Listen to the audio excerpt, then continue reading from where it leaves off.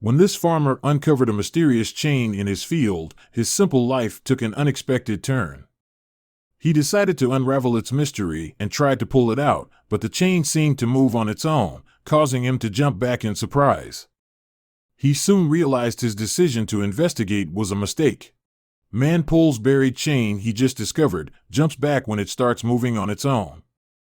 Bill wiped away the sweat that formed on his forehead as the bright sun shone through the front window of his tractor. He was almost done with plowing all his farm fields when he noticed something he hadn't seen before. Something was sticking out of the ground near the border of his land. He stopped plowing immediately and drove over to inspect the situation. If there was something on the land, it could damage his equipment, so he needed to sort it out right away. When he arrived at the scene, Bill was surprised to see an old, rusty chain half buried beneath the ground. It must have appeared when he drove past with the plow and luckily missed it. He knelt beside the chain and grabbed it.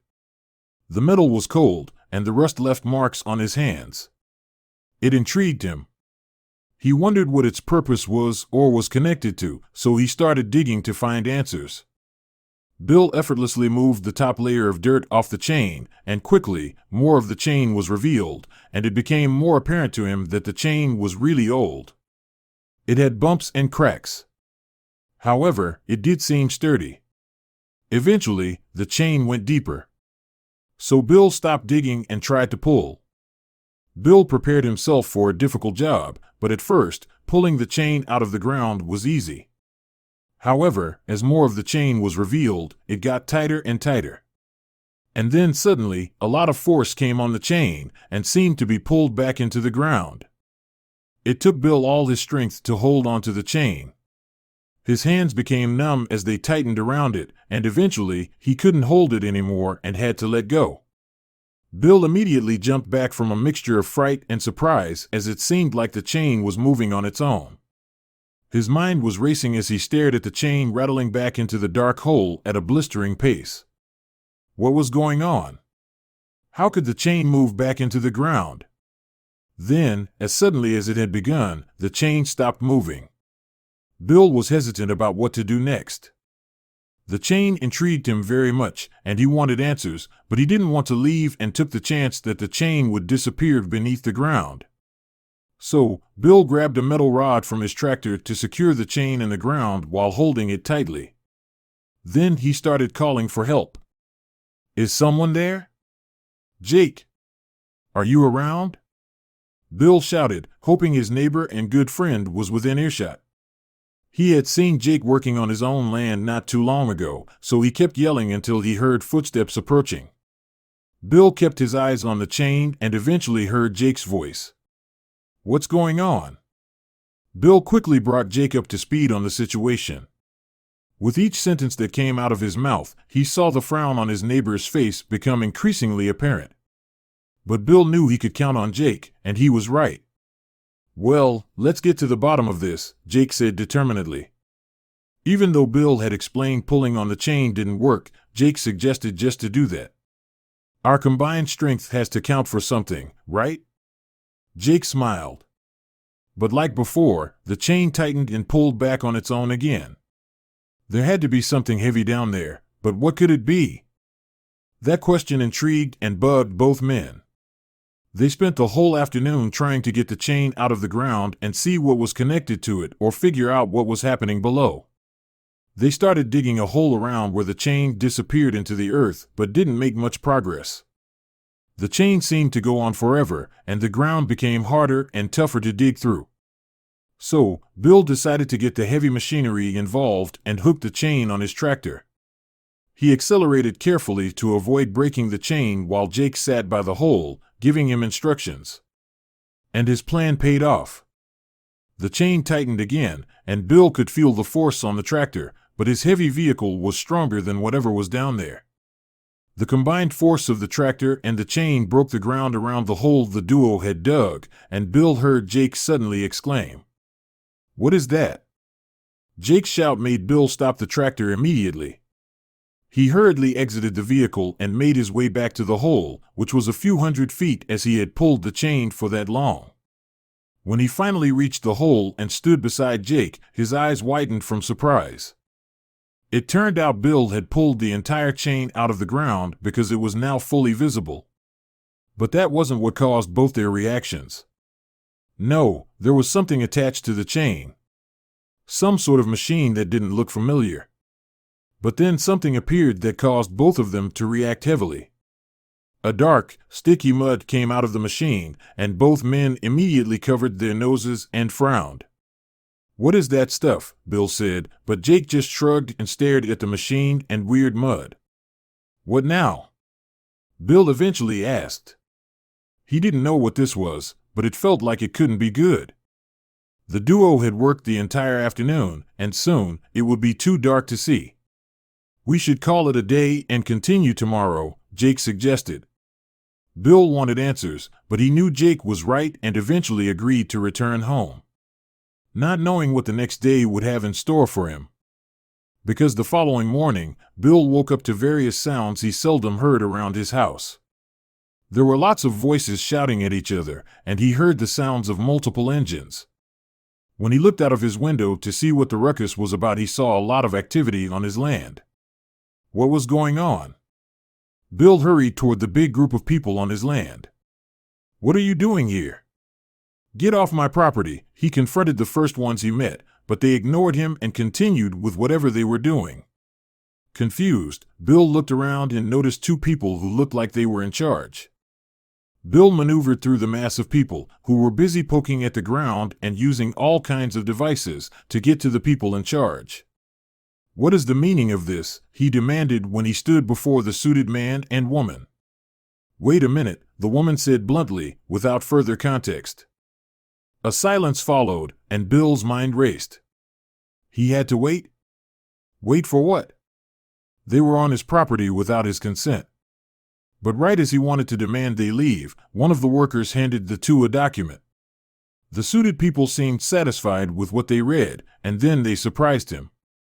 Without saying a word, the woman grabbed a document from her purse and held it in front of Bill. Hesitantly and confused, he took the paper, and his eyes grew wide when he read what it said. The document was an offer for a quarter of his land. These people wanted to purchase his property. Bill was flabbergasted, and his mind raced. Who were these people? Why did they suddenly want his land? It was a very generous offer, but he didn't consider selling his land for a moment. It had been in his family for generations, and he wanted that to remain. But declining the offer would prove difficult. "I'm not interested in selling, and I demand that you leave my property," Bill said to them, hoping this would end it.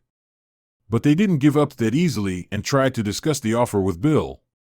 But he wasn't interested in any of it and was about to call for help when Jake arrived. He had been close to calling the police, but with Jake's help, Bill was able to get the people to leave. He was thankful for his old friend. Ever since Jake moved here and became his neighbor, he has been a great help. But unfortunately for Bill, this wouldn't be the end of it. Because even though he had made it clear to the two managers that he wasn't interested in selling his land, they returned every now and then with a new offer.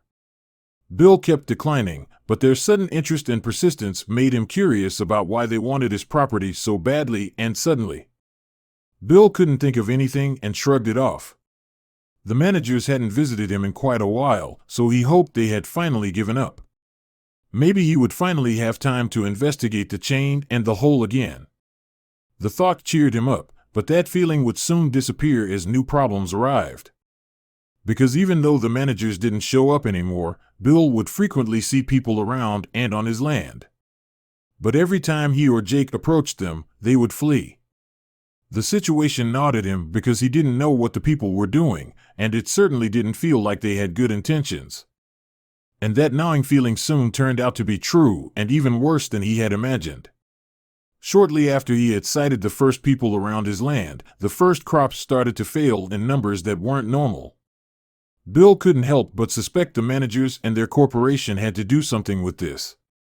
They had to have some hand in this, Bill exclaimed furiously as he looked over his field with failing crops. He paced around with a mixture of confusion, anger, and disbelief. Would these people really want his land so badly that they tried to blackmail him? Did such people really exist? But that thought only ignited something inside Bill that determined him to keep his family's land and not give in to these people's plans. He worked hard to keep his fields healthy and was alert to any movement around his property. But this took him a lot of effort and energy, and eventually, he did everything he could, but it seemed like an impossible task.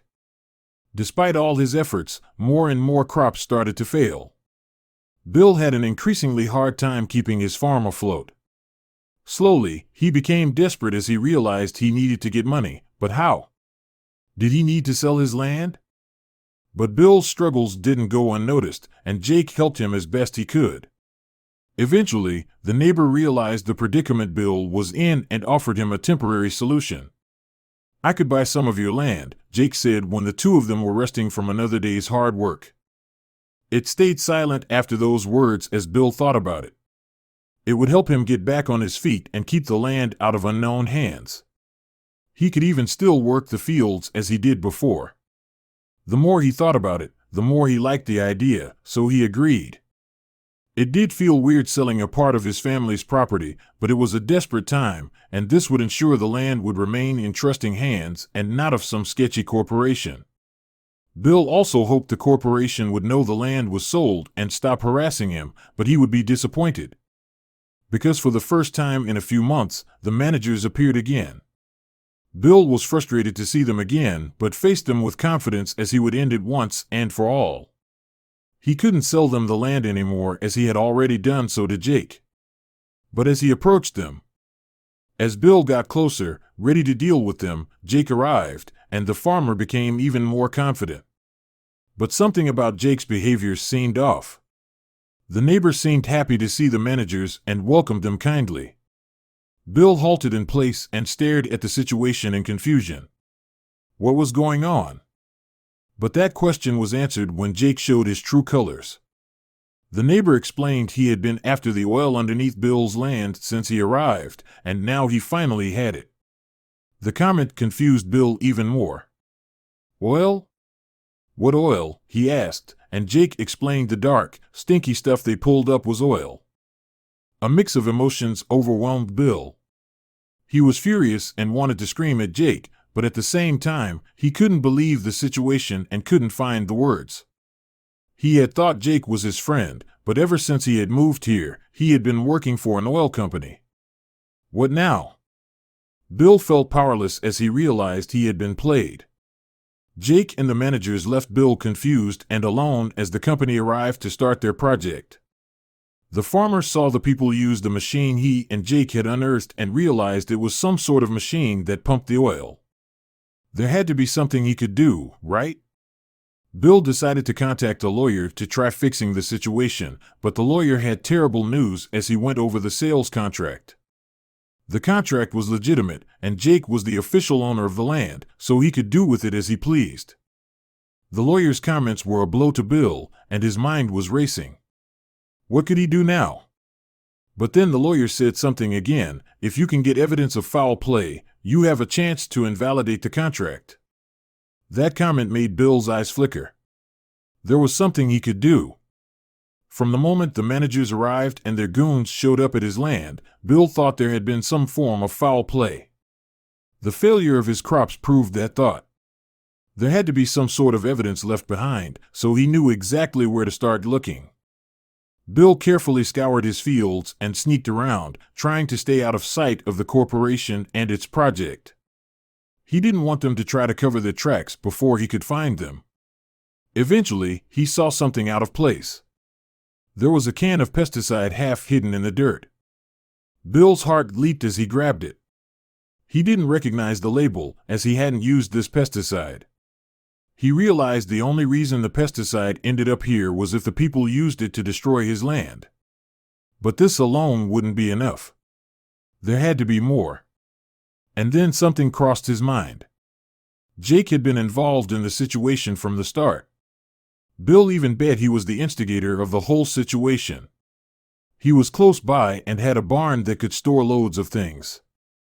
Bill decided to search his neighbor's barn and wasn't surprised to find a lot of barrels filled with pesticides.